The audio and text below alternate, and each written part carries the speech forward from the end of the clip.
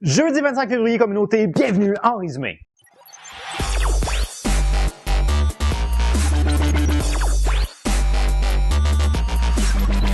Bonjour à vous communauté, mon nom est Yves Lantier et bienvenue en résumé, l'endroit où je vous partage ma vision de l'actualité, toujours avec une pointe d'humour et d'humanisme. D'abord et avant tout communauté, permettez-moi de m'excuser parce que le moment de mon tournage à moi n'est pas jeudi le 25 février, mais bien mercredi le 24. Alors oui, je vous ai menti. Maintenant communauté, c'est une question de conflit d'horaire. Ceci étant dit, normalement je tournais le jeudi, soit en fin d'avant-midi ou en début d'après-midi, donc je pense pas que je vais manquer grand-chose en termes de nouvelles, mais quand même, je tenais à m'excuser et à être honnête avec vous parce que l'honnêteté, selon moi, est quelque chose de primordial.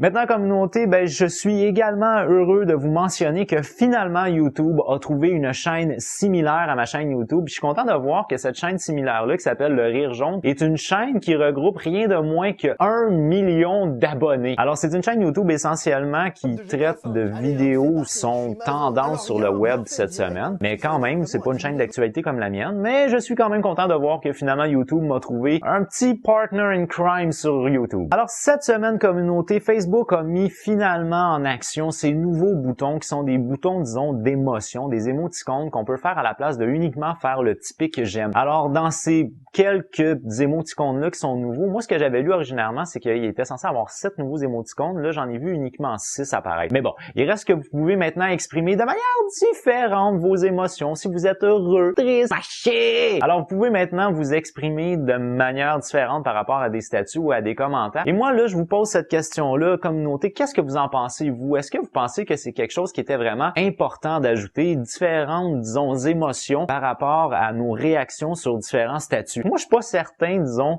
de l'intérêt de la chose, mais quand même, il y a du monde qui ont cru que c'était important de le faire. Alors, vous en pensez quoi, communauté? Maintenant, communauté, on va aller en Suède où une nouvelle a énormément retenu mon attention. Ce qui est arrivé en Suède récemment, c'est le parti qu'on appelle des jeunes libéraux, c'est-à-dire la relève des libéraux en Suède, qui ont adopté un projet de loi plutôt particulier qui rend légale la nécrophilie et la pédophilie. Alors, les termes nécrophilie et inceste ont été repris dans le projet de loi. Maintenant, ce qu'il faut savoir, c'est qu'ils n'encouragent pas vraiment la pédophilie, comme par exemple un monsieur de 60 ans qui va agresser sexuellement une jeune fille de 10 ans. C'est pas du tout ça. Eux, ce qu'ils disent, c'est qu'il devrait avoir des exemptions qui sont faites par rapport à des situations vraiment très précises, comme c'est le cas, nous, de ce qu'on a vécu ici au Québec récemment. Récemment, au Québec, il y a un jeune homme du nom de Michael Barry-Desjans qui, lui, avait une copine à l'époque, en fait, cette année, il avait 18 ans et sa copine avait 13 ans. Alors, en gros, ce qui est arrivé, c'est que le couple s'est formé, les parents de la jeune fille étaient en accord avec ça, mais là, ce qui est arrivé à un moment donné, c'est que la jeune fille a fait l'école buissonnière, c'est-à-dire qu'elle s'est pas présentée à ses cours. À un moment donné, les parents ont été un peu inquiets de ça et ils ont prévenu la police. Et la police est débarquée chez le jeune homme, qui était le copain, donc l'ami de cœur de la jeune fille. Éventuellement, ils vont arrêter le jeune homme pour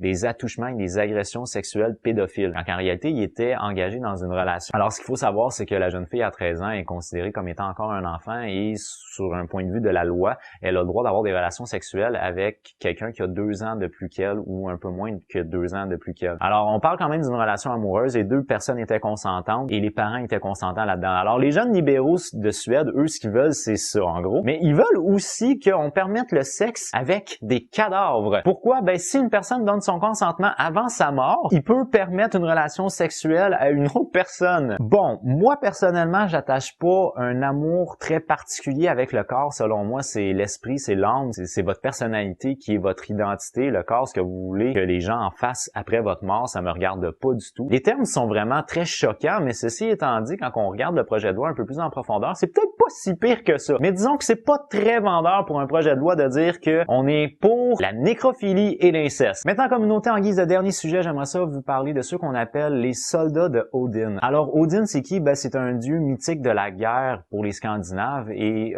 les soldats d'Odin, eux, sont eux-mêmes se définissent comme étant pour la loi, la sécurité de tous, etc., etc. Mais en gros, dans les grandes lignes, ils sont anti-migrants. Alors, ce qu'ils reprochent à l'Union européenne, c'est d'avoir ouvert aussi facilement leurs frontières à l'entrée massive de migrants. Ils reprochent des gestes qu'on a pu voir dans l'actualité internationales, comme par exemple les agressions sexuelles sur des jeunes femmes. Alors je pense que ça, c'est quelque chose qui est très révélateur de la grogne qu'il peut avoir actuellement en Europe, mais je pense que c'est aussi très révélateur de la faiblesse de l'Union européenne. Que l'Union européenne est une union qui repose sur plusieurs pays différents, mais que l'ouverture des frontières fait qu'ils sont continuellement mélangés et ça peut causer des problèmes dans ce genre-là. Parce qu'il y a des pays où, disons, le contrôle aux frontières est beaucoup plus léger que d'autres pays qui vont être beaucoup plus restrictifs. En ce moment, l'Union européenne est quand même très fragile, que ce soit avec les Anglais qui menacent continuellement de partir, comme par exemple là, le maire de Londres a fait référendum pour se désannexer de l'Union européenne. Or, probablement que ça risque d'arriver dans d'autres pays aussi. Un petit fait anecdotique pour se quitter, communauté, il semblerait que Adolf Hitler avait non seulement qu'une seule couille, mais qu'en plus, il avait un micro-pénis.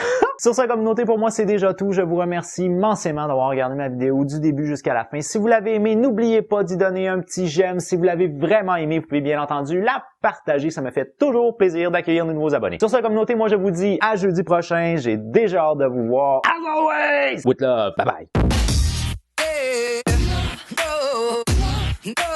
bye.